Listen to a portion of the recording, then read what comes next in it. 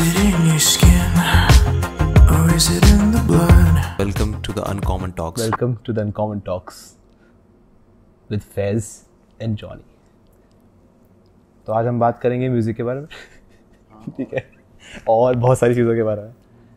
तो आज का बेसिकली एजेंडा ये है कि फैज़ बिकॉज अपना खुद का म्यूज़िक लिखता है, बनाता है, कंपोज करता है, everything from the start to the finish, everything. बस मार्केटिंग वाला पार्ट आई गेस नहीं करता है बिकॉज उसको समझ नहीं आता. बट तो आपको म्यूज़िक इंडस्ट्री के बारे में, ऑल्टरनेट इलेक्ट्रॉनिक म्यूज़िक के बारे में, how to start, how to stay consistent, right, क्या क्या फैक्टर्स होते हैं जो इंक्लूड करने चाहिए when you start, and you know how to stay motivated when you are in it, क्या क्या गलतियाँ लोग करते हैं when they start and when they reach the top also. So काफ़ी चीज़ों के बारे में बात करते हुए we start. Faiz, on to you. Ask me something. Ask you something. Okay. क्या जॉनर है तुम्हारे म्यूजिक का? So I started off like doing rock, and it was more of a singer-songwriter kind of sound. And I started off in school. School में there was I wasn't very good at studies. I wasn't very good at sports. I like sitting in the music room, bunking classes, and just sitting with the music teachers, jamming. But I was still nervous, you know. I wasn't very. I was outgoing with my batchmates and stuff, but I wasn't very comfortable performing I would in front of people. You know, with that confidence or with that, you know. But music changed that for me. You know, it made me comfortable because you have to put yourself out there. But when I started, I was definitely very shy. And when I first wrote my first song, it wasn't because I wanted it to become something, or, you know, that I wanted to pursue. It was just that I wanted to say something that I can't say when I talk to someone. You know? I felt like I could sing it better. That's how it started. I think that is majority of musicians do that. Like they want to say something and they write it down in the form of music. But they want to share their feelings or their experiences through music, so it can reach everyone. It comes out easier, definitely. I mean, for me, it used to come out easier when I sang it or when I wrote it as like prose or something like that. Because I was always into, you know, reading, and even in school, I loved to just go to the library and just read just random books. Which is funny because I wouldn't read the study books. कि वो mentality हो जाती है ना. I know. It happened to me. If it's like, oh, I have to do a paper or something, like I don't want to. मुझे pressure आता था. But I'll read Harry Potter and all that stuff, you know. Same, man. And Lord of the Rings and all that kind of stuff. I wouldn't read my science books, but I would read Darwin का पूरा analogy, वो सब कुछ, कि क्या theory थी, पहले amphibians आए, ये आया, वो आया, non-vertebrates. So I learned through that majorly. Like, I feel like I learned more on YouTube than I learned in school. Right. About a lot of things. About a lot of things. Yeah, they don't tell you much, you know. Yeah, you should know stuff, and I think it sort of makes you aware of, you know, where your family is from and what they went through, maybe. Giving you that freedom. Right. They give you the opportunity to choose, and maybe they didn't have that opportunity because I think the Indian families are like that, right? They'll pressurize you. Like I got pressurized as a kid to, you know, do the studies and do. Exactly. But I felt like I was only good at music. That's the only thing I enjoyed, you know. And then when I wrote my first song, then suddenly that drive came, right? What was that song? That I don't even remember, man. It was so long ago. But and then I sang it for like for the people in okay. school. And then I felt so good, you know. People they enjoyed it, and I was like, this is so much fun. And so yeah. So you enjoyed the whole process. And then so I'm very this thing, like one track minded. Once I like put my mind to something. My parents, of course, you know, they want me to do something that's safe, right? They like all parents. Obviously, like everyone. Secure job. Yeah, they earn salary. And so they want you to do something that they know, right? And the music is something that they didn't know. But then once they saw me actually making something out of it, that's when they realize that okay, he's actually good at this and he can make a career out of it. Yeah, so I believe the same thing that if you are passionate about something and your parents don't understand it, you don't have to leave it immediately. Sometimes you have to fight for it. Sometimes you have to prove yourself, or just show them consistency. Like, I am doing this. Absolutely. Whatever happens, up or down, I'm still doing it. I love it. Then they'll understand. Like, it's a long process. It won't happen overnight. You're dedicated. That Exactly. no matter what you do, even if you like end up, I don't know, making shoes, for example, but you're really good at it. Yeah. Your parents see that and they see you're happy, they'll support you. Exactly. But okay, that's just my story, that's maybe our story, but there are a lot of people who can't do what we do, Yeah, because people have responsibilities. A lot of We have responsibilities. that freedom to choose. I come from a family where they have also struggled a lot, but then they gave me room to fail. They gave me room to try things, and that's really important. People don't want to take risks anymore. Like, I think in our generation, nobody wants to take risks. The majority of people, like, they'll just do the 9 to 5 job. Do what everybody's around them is doing. But I think that is changing through our generation only. I feel like The Gen Z is changing a lot. So they are into startups and all those ideas and all more into coding, more into music, more into YouTube, social media. Our generation, the 90s one. I don't think it's a majority, man. No, 90s. Majority of people are doing, what society tells them. I understand, but see, we are 90s, right? 90s kids. So I believe 90s is the generation which is the bridge between those times and the millennials and the Gen Z, born after 2000s, right? So we have seen the transformation and the evolution in our culture, or say upbringing. We used to have those Nokia phones, right? We used to have those shitty. So we have seen from keypad to touch and flips. That Snake game. Oh man. And then my first phone was like an HTC phone. Yeah, and then the first time I got the iPhone, I was like, my mind was blown. I was like, fuck, you'll have YouTube, you can fucking watch on your phone and all that. It was crazy, man.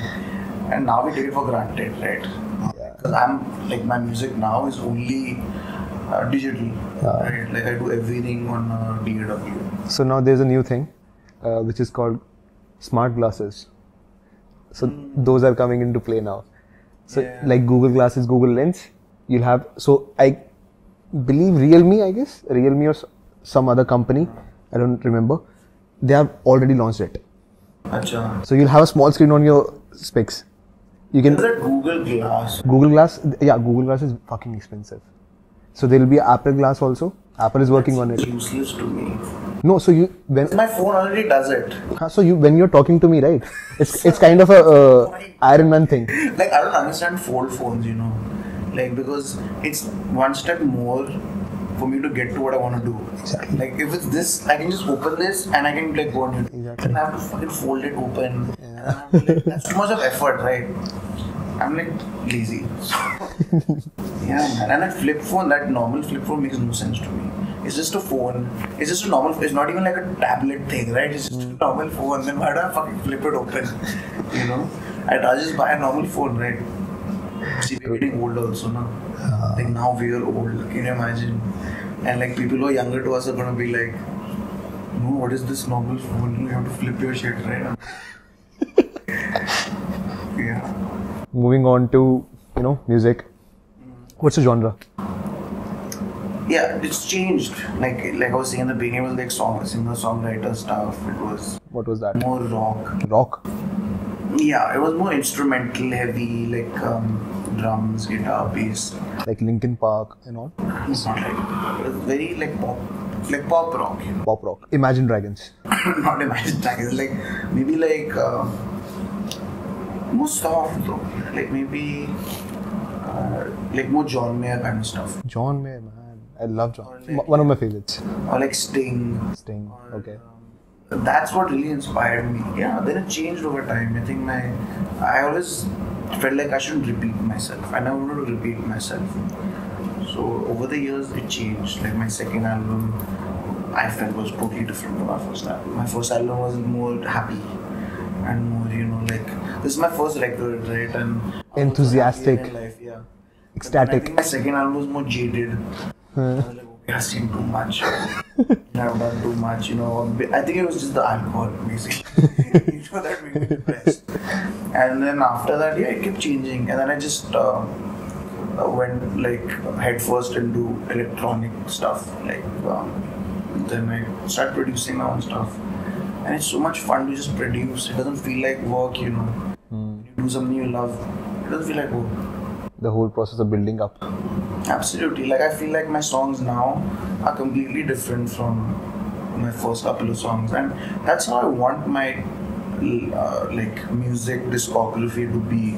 Is that I don't want it to be just the same stuff, right? You want to experiment, you want to change. Exactly. Your sound, and you want to play with sound and experiment and that's what makes it fun. So sound in music makes a lot of things better, a lot of things sad also. Or maybe they help you bring out your emotions. This guy who would say that, there's a saying that like when you're happy, you listen to the beats, but then when you're sad, you listen to the lyrics. Exactly. It's like yeah, music is very personal to people, man. Exactly. Whenever something new comes out that I make, people who have heard my older stuff go back to it, and then there's like this revival of what I did years ago. And then some people only listen to my newer stuff. Like they enjoy, like it connects, like my songs have, which I'm lucky to have, is that some people, like different people connect with different songs. Right. Like there's a group of people who like this one song, like for my new album. And there's a group of people who only like my older stuff. What is the name of your new album? So my upcoming album is going to be called Primal. It's very, I wanted this record to be more like a story. I wanted to like have some kind of overarching theme, or like something common between the songs. Not necessarily musically common, but just a theme, a vibe, And why Primal? I don't know, my life's changed a lot. Everyone's life changed, I think. In past 2 years, right? So the primal thing was me trying to get back to the core of my sound, like get back to why I started writing, what I started writing about in the beginning, which was like my, like everybody has those carnal urges, right? There are things you want to do but you can't do. And those fears, I want to talk about that. The fears, the desires of people. And COVID sort of completely destroyed, I think, going out, meeting people socially, and those fears sort of grew in people, I think. And it led to so much of anxiety yeah, in society. Exactly. And that's what I wanted to talk about on this record. Yeah. Also, but through story. Right. I don't want to spoil the plot, I guess. That's the thing with music is, for me, when I wrote it, I was in like a different zone and I had an idea. But then if you listen to it, you'll have a totally different idea about it, and you'll have a different... Like you just said, it is very individual.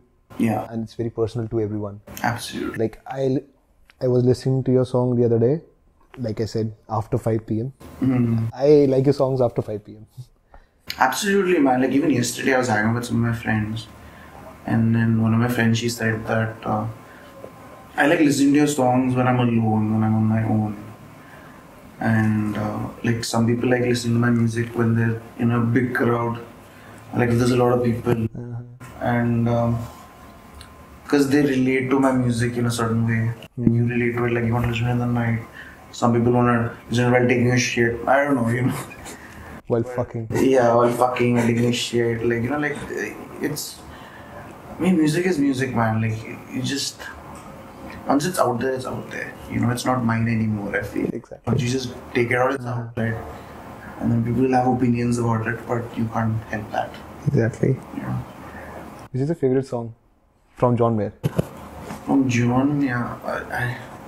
I like a lot of his stuff, man. Like his new album is pretty good. Like Shot in the Dark is really good. And I love that song. I think it's very nostalgic, this album. The first song I heard was Who Says. First song I heard was Neon. Neon is good. Surely good. But still my favorite is Slow Dancing in the Burning Room. Best. Slow though. Very slow, but fucking good, man. Yeah. I need to be in a certain mood to listen to his songs, you know. Same. Just like you were saying about my stuff, right? Yeah. But I can listen to Sting like any day, all the time. I can listen to Sting. I think he's one of my favorites. Like, as a kid, I grew up with his music. So I really like his stuff, man. It's, those kind of people inspire you to write more. You know, some people, if I listen to them, it makes me want to write. You know, Like who? Like Pearl Jam. If I listen to Pearl Jam, I haven't heard. you should check them out. They've been around for a long time. They rock, grunge, and they were like the first people to do grunge. I think. I don't know. But their first album was really good. Even Skillet. I mean, I don't know, people think Skillet is all about music and rock, on the hard rock and loud shit, but no. So there's one song, Whispers in the Dark, by Skillet. I'll check it out. It's fucking amazing. I don't think I've heard it. No. Lyrics are so good. But yeah, I mean, sometimes people like have different perspectives on one same music. What about your productions? Where do you do it? I do it at home. Everything at home? Yeah, everything at home. Like I just have my Mac, and that's it. I record at home. I got my sound card and all that kind of stuff. My mic And who does the editing? me. Everything is me. So you have learned also everything. I'm my team basically. But I used to have a producer and really nice guy, Viraj. The first album I did with him. But then I felt like it's very difficult to make other people understand your vision. Like, with music, for me, it was like that. Like I wanted a very specific kind of sound, and it was always better in my head, you know, than what it actually came out to be. Not that it was bad, it was really good. But I had a different idea. That's why I wanted to learn, you know. So when I started learning the how to, because I only knew the instruments, I only knew how to sing and to play the guitar. But then the electronic side really opened up so many ideas and so many different avenues. And I just went crazy with it, you know. Like I just started sampling so many different things, looking for different loops, from different genres, started mix and match. You know, it really opens you up, and that's fun. You know, just experimenting is fun. That's what I tell Pushkar. To experiment with the podcast. And you for one album, I have at least 40-50 songs, man, that I don't even take out. There's a lot of stuff that I just jump.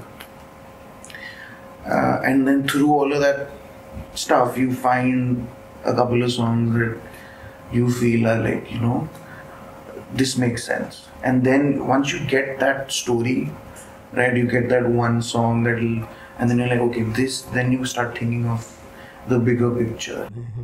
You know, always it's akin to going fishing, you know. You have to be very patient with the ideas.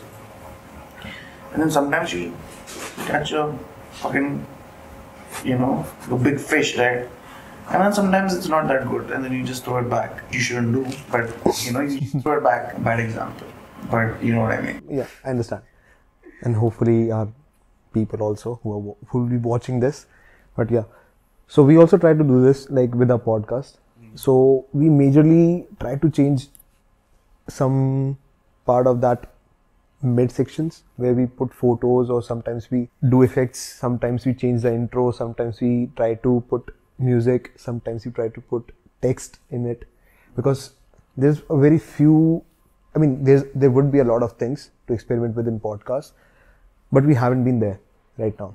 I mean, there's a lot of things we can do, but right now our mind is working in that space only. So probably we'll do through experimentation only. We'll reach there. Be patient with it, man. That's something I learned, is to be patient. You know, because like any art field or anything that's different from what other people are doing. First of all, there's a risk, right? Because it's something totally different. But also, it takes time for the audience or whatever your audience is. First, you have to find what your niche is, right? And then you have to find that audience that's also going to be a niche. And then that takes time. So, like, it took me so long to then find a audience, and then for my music that was so niche to then become something that everyone likes. So it's like been a process of like how many years? So I started music when I was very young, probably around like 6, 7 or something. Just play, but it was always on and off, because school. So it was like, I tried the keyboards, the piano, the guitar. Somewhere also I tried doing drums, you know, everything, like bass, vocals definitely. Probably more than 10 years. Like professionally, yeah, 10. But music has always been Part of your life. my life, yeah. And yeah, it's a long journey, man, and I'm still learning. And do you believe that a singer or a composer needs to learn some instruments or just one instrument at least? They should know about that. Things have really changed musically. I don't think you need to learn any instrument. If you have like a DAW, you have that audio workstation, and you even have a keyboard, you can just mess around with it, you know, and create something that sounds good to you. Maybe have an idea of how you want the song to play out. Like, does it start with a chorus or verse, or, you know, have a progression in your mind. But if you have just a keyboard at home, you have a laptop, you know, I mean, the sky is the limit, honestly. Yeah. Like, my parents want some kind of, I guess, routine. You know, like they wanted to have some kind of regimen to get to success. But music isn't like that, you know. Like, you can't do that with music. Even there is no guarantee that if you go to like a renowned music college or music school, you're actually gonna become successful, right? Because you still have to go and play live, you have to create something. You have to have your own shit, right? Yeah. Because you can't just copy. Absolutely, you need to have your own stuff. But you know, there are people who do covers and they do covers well, and they've made a career. Like Voice Avenue. They've made a career out of it, and but still they have their like individuality you will have in that cover. Yeah, in our country, there are so many people who do covers and they'll perform those covers live, and they get paid whatever they get paid, and they have their own families, their mouths to feed, right? But making your own stuff is risky. It's hard to make your own stuff. And then it's a whole other ball game. Because if someone says they don't like your song, it's your song they don't like, right? It's not like you covered someone else.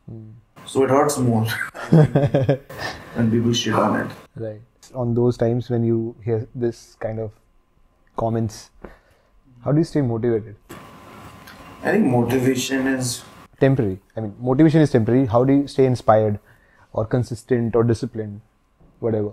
You know, it's all about getting back to the basic stuff. Is to first every day get up on time, you know, sit there, meet your art at a particular time, you know, meet that whatever that, you know, energy, that, you know, there's so many things you can call it, that entity of sound, you know, where you get those ideas from. Meet it at a particular time in a day. Give yourself 2 hours in a day to just sit and think of something, anything. Even if it's shit, just write it, you know. And yeah. That's how you process? Absolutely. Like some days, like I'll be, like I'll dream up songs. Like I'll fall asleep and then I'll dream of songs, you know. And I'll write it down. Like I wrote this song Graduation Day on my records a couple of years back. And it just popped in my head. Like I literally dreamt the entire song, and then I was like, I need to put this down. And sometimes I'll have months where I don't create anything. You know, This also happens with scientists. Like they're working on some theory. science, music is a science. It is. It is actually. It is actually a science. So you must have seen that movie, We Are Friends. We Are Your Friends or something. Zac Efron. Yeah. So he tells about like this music is 90 beats per minute. Then there is 110, 120, 130, 140. So there is a 130, 120 is that beats per minute or that kind of music or sound, which like gives you the optimal feeling, most optimized way, I don't know if that's real. fulfilling, like kind of like there is reggae, there is hard rock, like 170, 190 beats per minute, right? That gives you a rush, right? But there's a midpoint in between. You know, but I've heard slow songs also that give me a rush. Huh? Yeah, they're like some slow tracks that I love, and it gives you a high, like those older Ed Sheeran. I understand. That would make me happy. That would get me excited for sure. No, not like that kind of rush. And the BPM, I don't think BPM has much to do with it because BPM has to do with your heartbeat. Basically, your body and basically all your muscles and your brain, everything in your body resonates with the sound. And those beats basically so it syncs up or something. syncs up, right? Even if you, But you might not like the song, but the heartbeat will sync to it. yeah, That's depressing. It's like I'm dancing, but I'm also dancing. You know, I'm like, okay. But yeah, that might happen, but I don't know. it's like a biohack, I guess. Biohack. DJs do it to get you grooving, right? But that is the science about music and sound. You have to try to just create something. Whether it's good or bad, at least you tried, you know. So, what was your, let's say, darkest phase when you were creating music? life. In life, in general, I have seen you. I know. COVID, yeah. And COVID was one. No, like in music part, not life as such. Which I know some parts, a few of them at least, but in music, like In music, yeah, I think, like when the newbies are coming in the industry, so they might be feeling something. yeah. They feel like I've created like 4 songs or something, let's say 5 songs or 10 songs. Some might have created like 50 plus 100 something, but still not getting anything. I think when you're starting out, the main goal should be to just create. Just to not think about whether it's going to be successful or whether will people like it or not. Because that's not up to you. I think the main thing is, do you like it?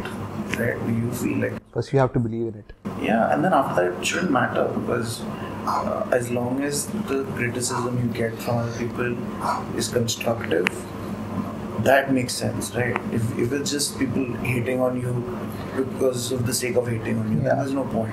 That is just jibber jabber. Songs, yeah, where I'll make a video and like one of my videos got over 1 million views, right? And I was so happy.